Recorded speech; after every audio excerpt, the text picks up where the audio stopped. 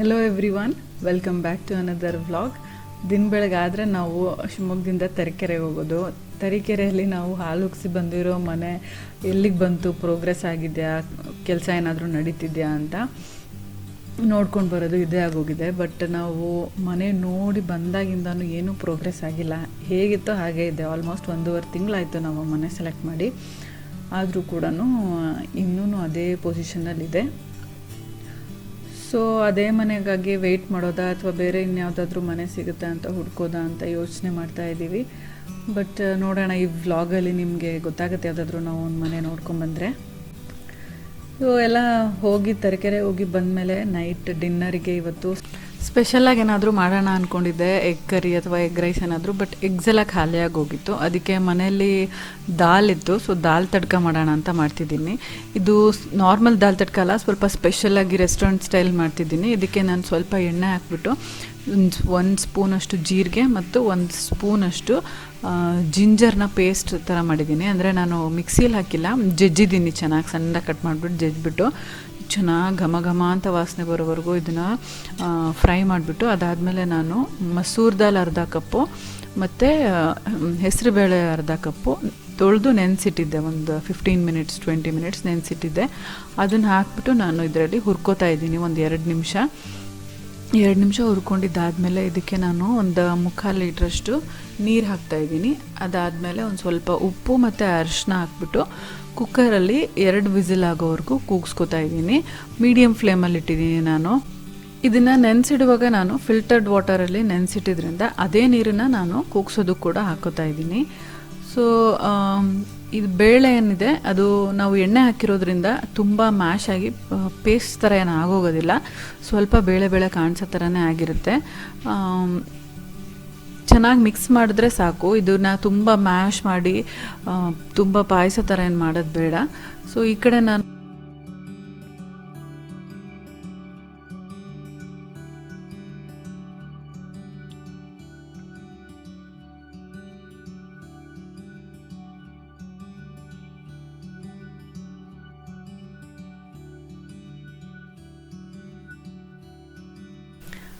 ಜೀರಿಗೆ ಚೆನ್ನಾಗಿ ರೋಸ್ಟ್ ಆಗ್ತಿದ್ದಾಗೇ ನಾನು ಜಜ್ಜಿರೋ ಅಂಥ ಬೆಳ್ಳುಳ್ಳಿ ಮತ್ತು ಶುಂಠಿ ಹಾಕ್ತಾಯಿದ್ದೀನಿ.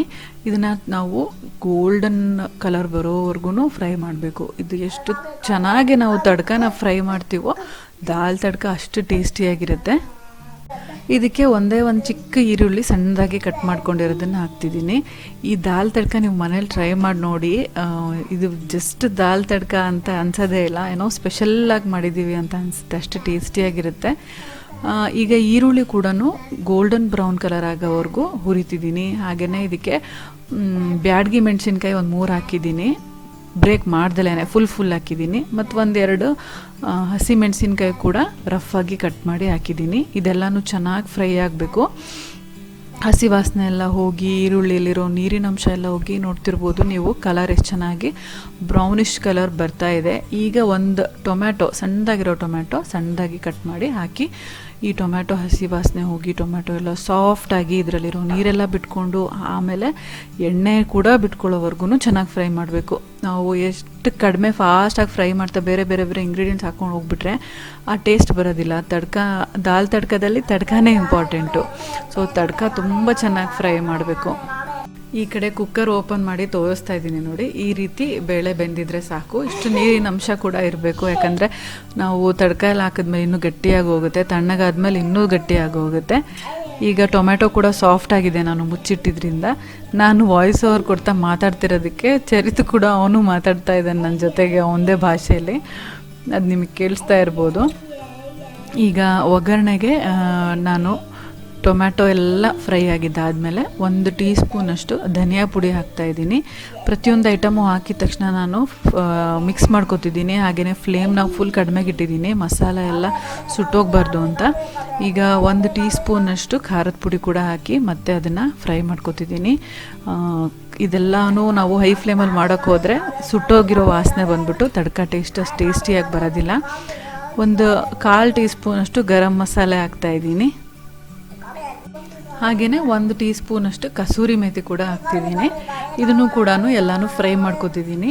ಯೂಶ್ವಲಿ ಕೆಲವೊಂದು ಐಟಮ್ಸಿಗೆ ಕಸೂರಿ ಮೇಥಿನ ಲಾಸ್ಟಿಗೆ ಹಾಕ್ತಾರೆ, ಬಟ್ ಇದಕ್ಕೆ ಈ ಸ್ಟೇಜಲ್ಲೇ ಹಾಕೋದ್ರಿಂದ ಟೇಸ್ಟ್ ತುಂಬ ಡಿಫ್ರೆಂಟಾಗಿ ಬರುತ್ತೆ.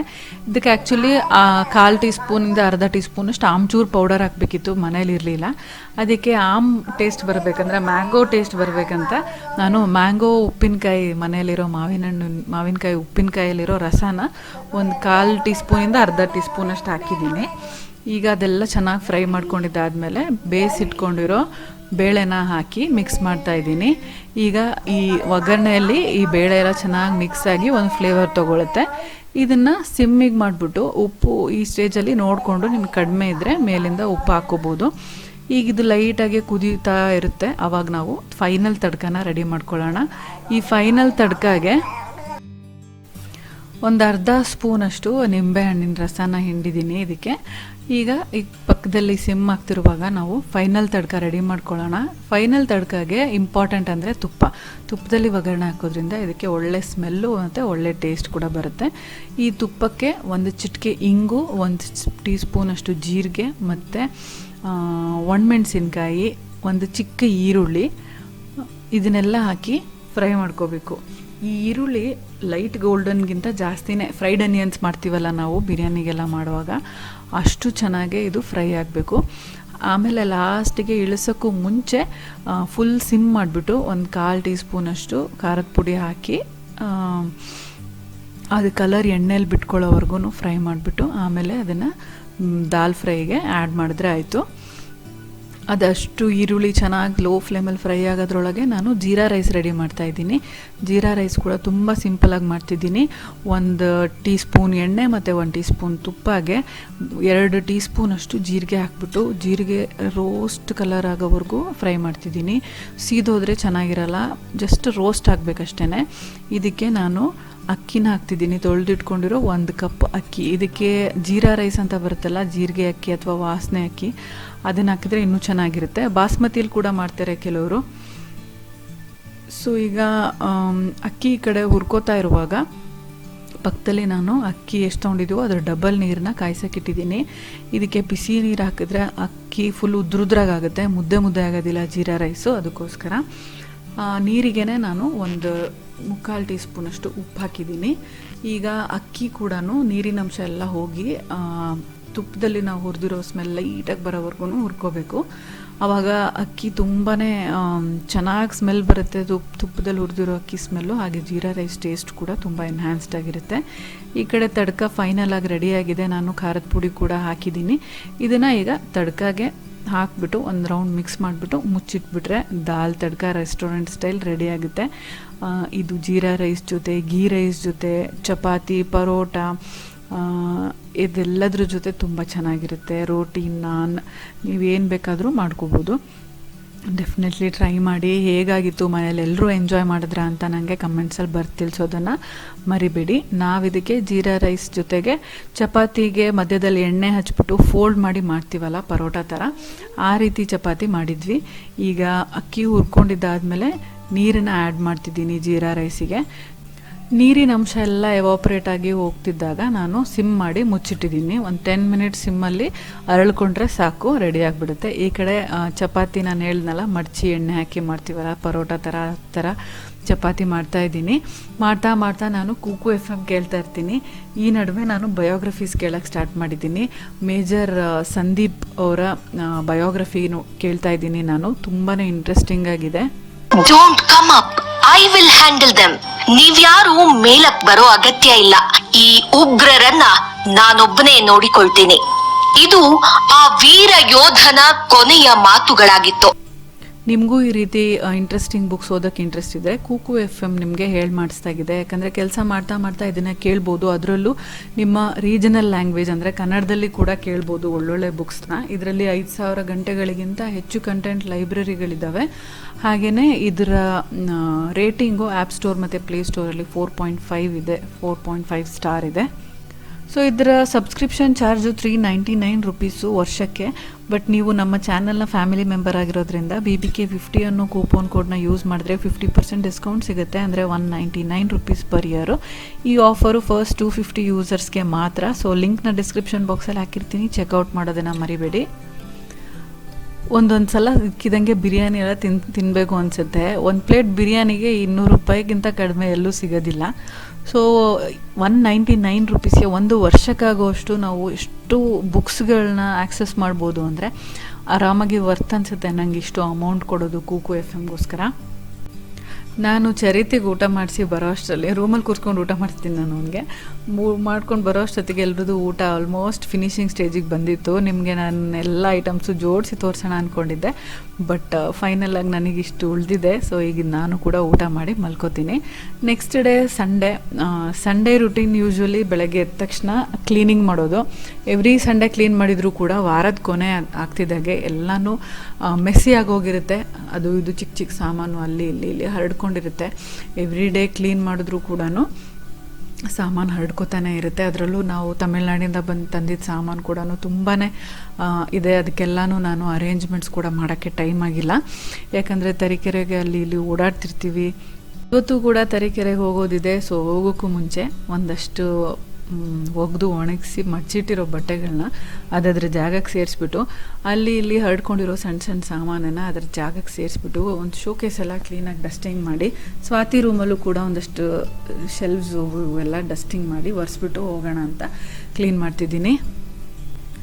ನಿಮ್ಮಲ್ಲಿ ಎಷ್ಟು ಜನ ನಾನು ಬೆಡ್ ಸ್ಪ್ರೆಡ್ನ ಅಲಾಡದೇ ಇರೋ ಥರ ಹಾಕೋಕ್ಕೆ ಗಂಟು ಹಾಕ್ಬಿಟ್ಟು ಸಿಗಿಸ್ಬಿಟ್ಟು ಇಡ್ರಿ ತುಂಬ ದಿನ ಆದರೂ ಹಾಗೆ ಇರುತ್ತೆ, ನಾವು ನೆಕ್ಸ್ಟ್ ವಾಶ್ಗೆ ಹಾಕೋವರೆಗೂ ಜಸ್ಟ್ ಡಸ್ಟಿಂಗ್ ಮಾಡ್ಕೊಂಡ್ರೆ ಸಾಕು, ತೆಗ್ದು ಹಾಕ್ಸೋದು ಮಾಡೋದು ಬೇಡ ಅಂತ ಒಂಟ್ರಿ ಕೇಳ್ಕೊಟ್ಟಿದ್ದೆ. ಅದನ್ನು ಎಷ್ಟು ಜನ ಫಾಲೋ ಮಾಡ್ತಿದ್ದೀರಾ, ಅದರಿಂದ ಎಷ್ಟು ಜನಕ್ಕೆ ಯೂಸ್ ಆಗ್ತಿದೆ ಅಂತ ನನಗೆ ಕಮೆಂಟ್ಸಲ್ಲಿ ತಿಳಿಸಿ.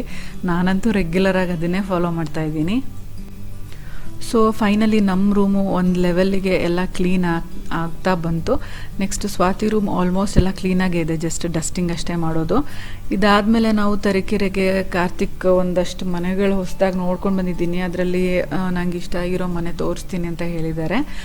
ಒಂದು ಮನೆ ಹೋಗಿದ್ವಿ, ಅಲ್ಲಿ ಮನೆ ಖಾಲಿಯಾಗಿ ಅವರು ಕ್ಲೀನ್ ಮಾಡಿಸಿ ಕೊಡೋದು ಅಕ್ಟೋಬರ್ ಎಂಡ್ ಆಗುತ್ತೆ ಅಂತ ಹೇಳಿದ್ರು. ನಮಗೆ ತುಂಬ ಲೇಟ್ ಆಗುತ್ತೆ ಅಂತ ಅನಿಸ್ತು. ಇನ್ನೊಂದು ಮನೆ ಸೆಪ್ಟೆಂಬರ್ 1ಗೆ ಸಿಗುತ್ತೆ ಅಂತ ಹೇಳಿದ್ದಾರೆ. ಸೊ ಆ ಮನೆಗೆ ಬಂದಿದ್ದೀವಿ. ಈಗ ನಿಮಗೂ ಕೂಡ ಆ ಮನೆ ತೋರಿಸ್ತಾ ಇದ್ದೀನಿ ಹೇಗಿದೆ ಅಂತ. ಅವ್ರಿಗೂ ಕರ್ಕೊಂಡು ಬರೋರಿದ್ವಿ. ಅವರು ಎಂಗೇಜ್ಮೆಂಟ್ ಅವರು ಫ್ರೆಂಡ್ ಅವ್ರದ್ದು ಮಗಳ ಎಂಗೇಜ್ಮೆಂಟ್ ಫಂಕ್ಷನ್ ಇದೆ ಅಂತ ಹೋದ್ರು. ಲಕ್ಕೀಲಿ ಇದು ಕೂಡ ಹೊಸ ಮನೆ, ಬಟ್ ಇಲ್ಲೂ ಕೂಡ ಕೆಲವು ಕೆಲಸಗಳು ಪೆಂಡಿಂಗ್ ಇದೆ. ನಮ್ಮ ಬ್ಯಾಡ್ ಲಕ್ಕು ಏನೋ ಆ ಮನೆ ತುಂಬ ವೆಯ್ಟ್ ಮಾಡಿನೂ ನಮಗೆ ರೆಡಿ ಆಗಲಿಲ್ಲ, ಸಿಗಲಿಲ್ಲ, ಕೈ ಏನು ಪ್ರೋಗ್ರೆಸ್ ಆಗ್ತಾಯಿಲ್ಲ. ಸೊ ಈ ಮನೆ ಹೋಪ್ಫುಲಿ ನಮ್ಮ ಕೈಗೆ ಸಿಗುತ್ತೆ ನಾವು ಅಂದ್ಕೊಂಡಿದ್ದ ಟೈಮ್ಗೆ ಅಂತ ಅಂದ್ಕೊಂಡಿದ್ದೀನಿ. ಇಲ್ಲಿ ಯುಟಿಲಿಟಿ ಏರಿಯಾ ಇದೆ, ನಮ್ಮ ಡಿಶ್ ವಾಷರ್ ಮತ್ತು ವಾಷಿಂಗ್ ಮಿಷಿನ್ ಇಟ್ಕೊಳ್ಳೋಕ್ಕೆ ಒಂದು ಜನರಲ್ ಟಾಯ್ಲೆಟ್ ಕೂಡ ಇದೆ, ಗೆಸ್ಟ್ಸ್ ಯಾರಾದರೂ ಬಂದವರು ಯೂಸ್ ಮಾಡೋದಕ್ಕೆ ಅಂತ. ಹಾಗೆಯೇ ಇಲ್ಲಿ ಓಪನ್ ಕಿಚನ್ ಇದೆ, ಇದನ್ನು ಡೈನಿಂಗ್ ಹಾಲ್ ಥರನೂ ಯೂಸ್ ಮಾಡ್ಕೋಬೋದು, ಒಂದಷ್ಟು ಎಕ್ಸ್ಟ್ರಾ ಸ್ಪೇಸ್ನ. ಹಾಲ್ ಕೂಡ ದೊಡ್ಡದಾಗಿದೆ, ಚರಿತಿಗೆ ಆಟ ಆಡೋದಕ್ಕೆಲ್ಲ ತುಂಬಾ ಕನ್ವೀನಿಯೆಂಟಾಗಿದೆ. ಶೆಲ್ವ್ಸ್ ಎಲ್ಲ ಇದೆ. ಒಂದು ಡಿಸ್ಅಡ್ವಾಂಟೇಜ್ ಅಂದರೆ ಎಲ್ಲ ಶೆಲ್ವ್ಸ್ಗೆ ಕಬೋರ್ಡ್ ಮಾಡಿಲ್ಲ ಇವರು, ಅಂದರೆ ಮುಚ್ಚೋದಕ್ಕೆ ಡೋರ್ಸ್ ಇಲ್ಲ. ಓಪನ್ ಇದೆ ಕಿಚನಲ್ಲೂ ಕೂಡ ಅಷ್ಟೇ, ಬೆಡ್ರೂಮಲ್ಲೂ ಕೂಡ ಅಷ್ಟೇ. ಬಟ್ ಇಲ್ಲಿ ವಿಂಡೋಸು ಎಲ್ಲ ಲೈಟಿಂಗು, ಗಾಳಿ ಬೆಳಕು ಎಲ್ಲನೂ ಕನ್ವೀನಿಯೆಂಟ್ ಆಗಿದೆ, ತುಂಬ ಚೆನ್ನಾಗಿದೆ. ಅಟ್ಯಾಚ್ಡ್ ಬಾತ್ರೂಮ್ ಕೂಡ ಇದೆ 2 ರೂಮ್ಗೂ. ಇಲ್ಲಿನೂ ಕೂಡ ನೀವು ನೋಡ್ತಿರೋ ಹಾಗೆ ಕಮೋಡ್ ಕೂಡ ಫಿಕ್ಸ್ ಮಾಡಿಲ್ಲ, ಬಟ್ ಎಲ್ಲನೂ ಒಂದು ವೀಕಲ್ಲಿ ರೆಡಿ ಮಾಡಿಸ್ಕೊಡ್ತೀವಿ ಅಂತ ಹೇಳಿದ್ದಾರೆ. ಅಲ್ಲೇ ಇದ್ದು ಮಾಡಿಸ್ಕೊಡ್ತೀವಿ ಅಂತ. ಸೊ ಅದೇ ನಂಬಿಕೆ ಮೇಲೆ ನಾವು ಕೂಡ ಇದ್ದೀವಿ. ಎಲ್ಲನೂ ಚೆನ್ನಾಗಾದರೆ ನಾವು ಈ ಮನೆಗೆ ಬರಬಹುದು. ನಿಮಗೆ ನೆಕ್ಸ್ಟ್ ವ್ಲಾಗ್ಸಲ್ಲಿ ಗೊತ್ತಾಗುತ್ತೆ ನಾವು ಈ ಮನೆಗೆ ಹೋದ್ವೋ ಇಲ್ವೋ, ಅಥವಾ ಹಳೆ ಮನೆ ರೆಡಿ ಆಯಿತು ಏನು ಅಂತ. ಸೊ ಇದು ಇನ್ನೊಂದು ಬೆಡ್ರೂಮು, ಇಲ್ಲೂ ಕೂಡ ಶೆಲ್ವ್ಸ್ ಇದೆ. ಪಕ್ಕದಲ್ಲಿ ಇದಕ್ಕೂ ಕೂಡ ಅಟ್ಯಾಚ್ಡ್ ಬಾತ್ರೂಮು ಮತ್ತು ಡ್ರೆಸ್ಸಿಂಗಿಗೆ ಅಂತ ಒಂದಷ್ಟು ಶೆಲ್ವ್ಸ್ ಮಾಡಿದ್ದಾರೆ. ದೇವ್ರ ಮನೆ ಕೂಡ ಇಲ್ಲೇ ಇದೆ. ಈ ಮನೆ ಹೇಗೆ ಅನಿಸ್ತು, ನಿಮ್ಗೆ ಇಷ್ಟ ಆಯಿತಾ?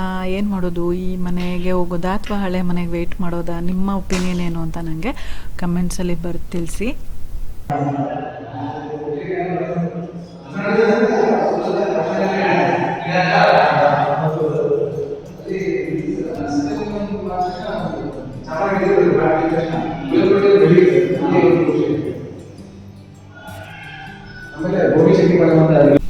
ಸೊ ಇಲ್ಲಿಂದ ಮುಂದೆ ಇನ್ನೂ ಇವತ್ತಿನ ದಿನ ಸಂಡೇನ ಇನ್ನೂ ಚೆನ್ನಾಗಿ ಸ್ಪೆಂಡ್ ಮಾಡಬೇಕು ಅಂತ ಏನೇನೋ ಪ್ಲ್ಯಾನ್ ಹಾಕಿದ್ದೀವಿ.